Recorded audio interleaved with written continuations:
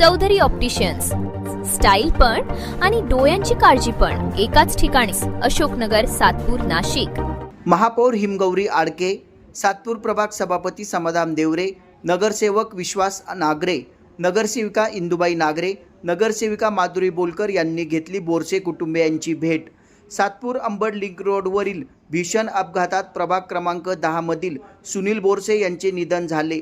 त्यांच्या कुटुंबियांची भेट नाशिक महापालिकेच्या महापौर हिमगौरी आडके, सातपूर प्रभाग सभापती समाधान देवरे, नगरसेविका माधुरी बोलकर, नगरसेविका इंदुबाई नागरे यांनी भेट घेतली.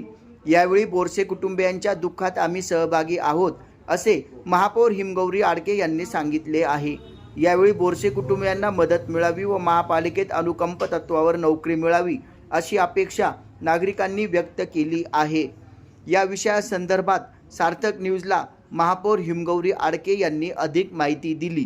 आपण जे बघितलं तर हा अपघात झालेला आहे आणि या अपघाताच्या पार्श्वभूमीवरती बोरसे कुटुंबांना जी हानी झाली, करता पुरुष त्यांच्या घरातला आज मृत्युमुखी पडले आहेत आणि सगळ्याच महिला आहेत. हे पाहून खरंच मन हेलावतं की आता ह्यांचं जे भविष्य आहे ते त्याच्यापुढे आपण कसं करणार आहोत. त्यांनी जो प्रश्न विचारला तर आपण माहिती आहे की गेल्या काही काळापासून जे काही अपघात होत आहे त्यासाठी हायकोर्टाच्या निर्देशानुसार समिती केलेली आहे आणि हायकोर्टाच्या निर्देश जे असतील त्या पद्धतीने कारवाई होणार आहे. तरी देखील महानगरपालिका ही आपले सगळे लोकप्रतिनिधी आम्ही सर्व संवेदनशीलतेने ह्या सगळ्या गोष्टींकडे पाहतो आहोत. जो ट्रक ज्याने हे अपघात झाला तो पोलिसांकडे जमा आहे. ट्रक चालक कारवाई त्याच्यावर सुरू आहे, त्याला शोध घेता आहे.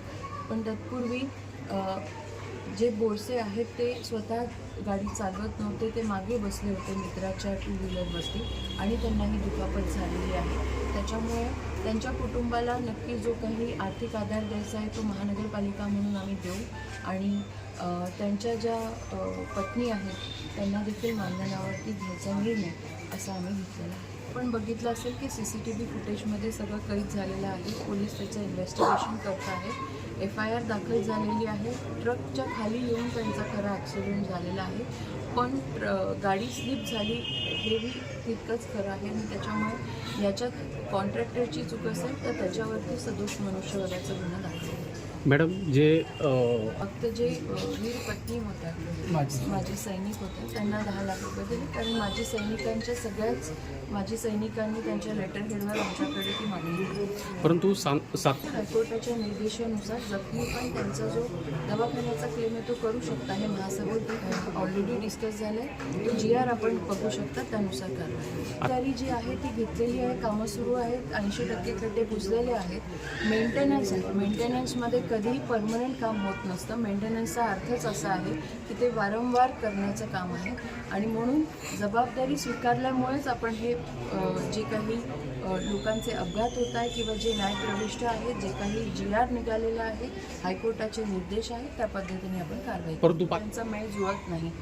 कुठलाही पाऊस असेल तर त्या दरम्यान आपण कोणताही रस्ता असा प्लेन करू शकत नाही आणि ही आपली टेक्निकल अडचण आहे. त्यामुळे त्या अडचणीसाठी जरी कोल्ड मिक्स अवेलेबल असलं तरी कोल्ड मिक्स किती वापरावं आणि कोणत्या किती मोठ्या खड्ड्यांसाठी वापरावं याला मर्यादा आहेत आणि त्यामुळे जे तांत्रिक गोष्टी आहेत त्या तांत्रिक गोष्टी त्या पद्धतीनेच मिलिंग मटेरियल असेल किंवा हॉट मिक्स असेल त्यांनी होत आहे. तर ह्या गोष्टींवरती सगळे काम करत आहोत. सर्व नगरसेवक लोकप्रतिनिधी आपण बघत असाल की रस्त्यावरती जिथे जिथे अडचणी येत आहेत तिथे उतरून सातत्याने खड्डे बुजवण्याचं काम हे महानगरपालिका करते आहे आणि त्यावरती आम्ही कंटिन्युअस एफर्ट्स घेतो आहे.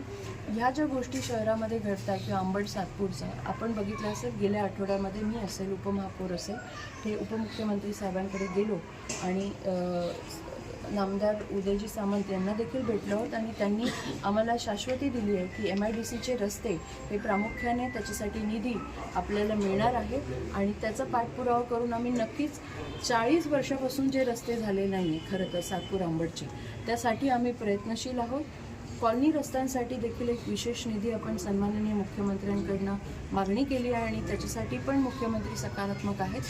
सातपूर आणि अंबड ह्या रस्त्यांसाठी आम्ही आग्रही आहोत आणि त्याच्यासाठी पण पाठपुरावा आमचा सुरूच राहील. मॅडम 10 बळी गेलेत, किती ठेकेदारांना निलंबित किंवा काळ्या यादीत टाकलंय? ठेकेदारांवरती आत्ता कारवाई चालू आहे. निलंबन करण्याची गोष्ट FIR दाखल झालेले, जसं मी तुम्हाला सांगितलं, जसं आम्हाला पोलिसांकडनं अहवाल मिळेल त्यांना काळ्या यादीत टाकण्यात येईल. थँक्यू.